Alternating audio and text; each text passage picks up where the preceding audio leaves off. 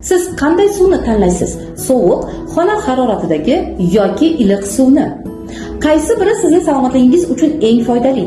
Keling, oddiy qilib tushuntirib o'taman. Sovuq suv bu tanani sergak qiladi, charchoqni oladi.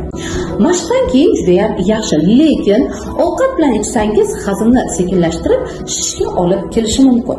Xona haroratidagi suv eng xavfsiz va qulay. Organizmni yaxshi namlaydi, hazmni osonlashtirib, kun davomida ichish uchun juda ham mos hisoblanadi. Iliq suv bu hazm uchun eng yaxshi suv. Tanani tozalab, metabolizmni normallashtiradi va shishni kamaytiradi. Ertalab uyg'onganda va ovqatdan keyin ichish tavsiya qilinadi. Xulosa qilib aytadigan bo'lsak, mashqdan keyin sovuq suv, kun davomida xona haroratidagi, ertalab va ovqatdan keyin esa iliq suv ichish tavsiya qilinadi. Suv bu hayot, lekin uni qay tarzda ichishingiz hayotingizni yanada yaxshilaydi.